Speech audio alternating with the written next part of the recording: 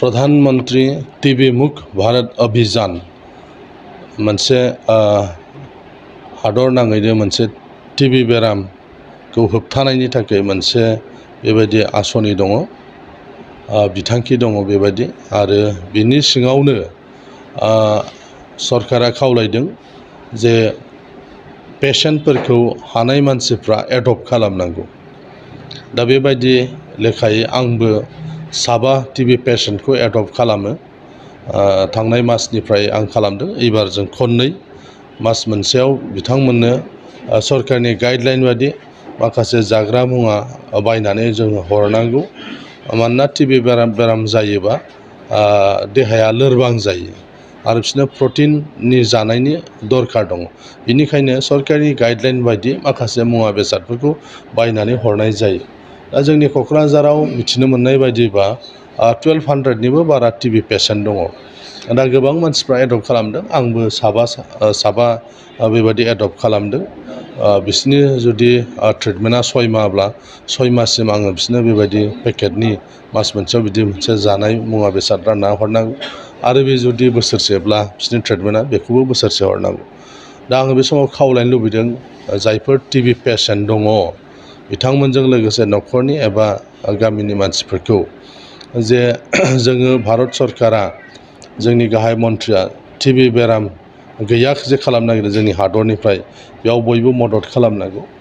आरो टीबी बेरामनि फाहामथाया सरकारनिफ्राय फ्रि, बेसेन नाङाजासे बे फाहामथायखौ होनाय जायो। नाथाय टीबी बेमार जाग्राफ्रा जि मुलि जायो बेखौ माने गेप गैयाजासे कन्टिनिउ जालांनांगौ। जुदि मालाबा जुदि सप्तासे जुदि जायाबा अब्लाना बिसोरखौ गोदानै हमफिननांगौ जायो। ओरैनो जों बयबो नुबाय जे दा आथिखालाव टीबी बेमारखौ फाहामनो हायो। नाथाय बे 6 मास जे 6 दाननि जे ट्रिटमेन्ट जायो बे ट्रिटमेन्टखौ मोजाङै बयबो लाजोबनांगौ, अब्लानो टीबी बेमारखौ फाहामनो हानाय जायो। दा नाथाय जों नुयो सोरबा टाइमलि फैया, मुलि लांफैया, चेकआप खालामजाफैया। दा बेवहाय जोंनि जायफोर मेडिकेल डिपार्टमेन्टनि मानसिफोर एकदमबारे होसो होसो बिसोरखौ नागिरहैनो गोनां जायो। सोरबाया खारखोमायो, बेबायदिबो जोंनाव खौरां दङ। बेनिखायनो जायफोर टीबी बेमारिफोर आरो न'खरनि मानसि एबा गामिनि मानसिफ्राबो जिहेथु गामियाव जुदि बिदि दङबा बिथांमोना जाहाथे मोजां फाहामथाय लायो। मानोना बे फाहामथायनि थाखाय खुनु फैसा नाङा, गासिबो फ्रिजोब।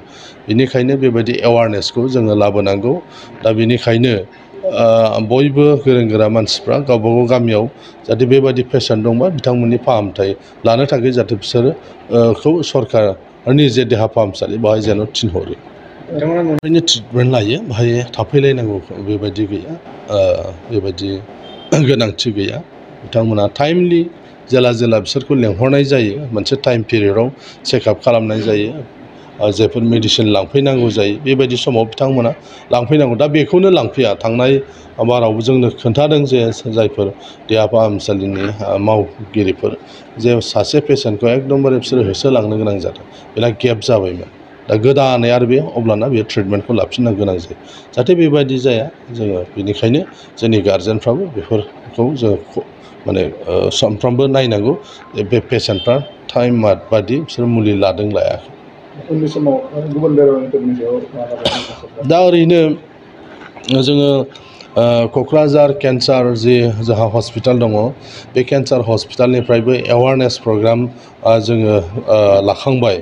दा जों नुनो मोनदों आथिखालाव गोबां मानसिफोरनाव केन्सार जासावनानै दङ। बिराद मानसिफोर दङ। मानोना आंनावबो फैयो मानसिफ्रा बेमार फाहामथायनि थाखाय अनसुंथाइ बिफैनो थाखाय। आरो बांसिनै दायो ब्रेस्ट केन्सार बिराद जासावदों। दा बेनिखायनो जोङो खावलायनो लुबैदों मानगोनां रायजो राजाफोरखौ जे केन्सार जि हस्पिटाल जोंहा जे क'क्राझाराव दंसै, सोरबाया दाबो मिथियो, सोरबाया माने मिथिया, बेबायदि गोबां मानसिफोर दङ। प्रिलिमिनारि जिथु ट्रिटमेन्ट जायो बेखौ खमसे खम क'क्राझाराव जोंनि जे दङ दा बेसरगावआव केन्सार हस्पिटाल बेहाय जेन फाहामथाय लायो। माने गिबि समाव जुदि बेखौ डिटेक्ट जायोबा केन्साराबो फाहामनो हायो जुदि फार्स्ट स्टेजाव बेखौ जुदि डिटेक्ट खालामनो हायोबा दा बेनिखायनो जाहाथे बयबो सांग्रां जायो लाजिया जासे ट्रिटमेन्ट लानो दावगायबोदों खिन्थु गोबां मानसिफोरखौ जों नुनो मोनो आइजोफोरनि खेथ्रआव माखासे मानसिफ्रा लाजिनानै खिन्थाया बेयावनो उनाव बारा जालाङो दा बेबायदि गोबां पेसेन्टफोरखौबो जों नुदों दा बेनिखायनो जोंनि क'क्राझाराव जों दा नुनो मोन्दों जे गोबां केन्सार माने बेराम जाजानायफोरखौ दा बिनि थाखायनो जि एवारनेस प्रग्रामफोर दङ बेखौ जोङो बयबो खोनासंहैनांगौ थांनांगौ आरो दा केन्सार जे हस्पिटाल बिथांमोना गोसो जेरावनो लिंहरगोन बाहायनो थांगोन दा बेबायदि हिसाबै जोंनि बै जायगायाव थानाय जोंनि गौथुमफोर आफादफ्रा जुदि बिथांमोनखौ हांख्रायनानै लाङोबा जे जोंनि गामियाव बा जोंनि ओनसोलाव केन्सार बेमारनि एवारनेसनि खालामफै होनोबा अब्ला बिथांमोनाबो थांनो थाखाय बिथांमोनाबो रेडि थ' बेबायदि हाबाफारिफोरखौ जों खालामबाय थादों ब्लाड डनेसन जि केम्प दङ जोंहा क'क्राझाराव बेबायदिनो माने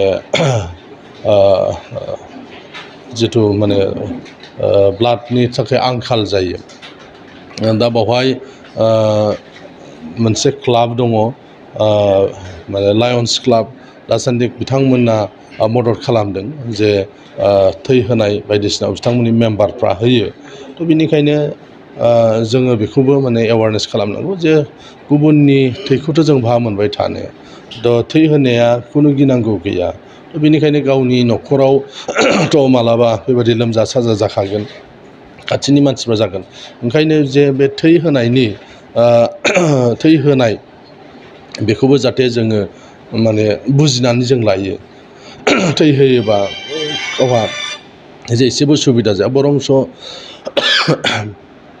माने बेयो जोंनि थाखाय गोनांथार दा बेखौ जाहाथे जोंनि मानसिफ्रा बुजियो गोबां मानसिफ्रा थै होनो गियो नाथाय थै होनाया जे जेबो खहा जाया बेफोरनि सायावबो एवारनेस खालामो सम सम बेफ्रावबो जोंनि गोबां मानसिफ्रा माने दाबो बुजियाखै बा गियो उसुबिदा मोनो बेफोर एवारनेसफ्रावबो बयबो जेन' बाइक सालायनायाव हमनो थाखाय हेलमेट बेसेन लायालासे बाइगिरिया मोननो हागोन आरो सीट कभार्स बेनि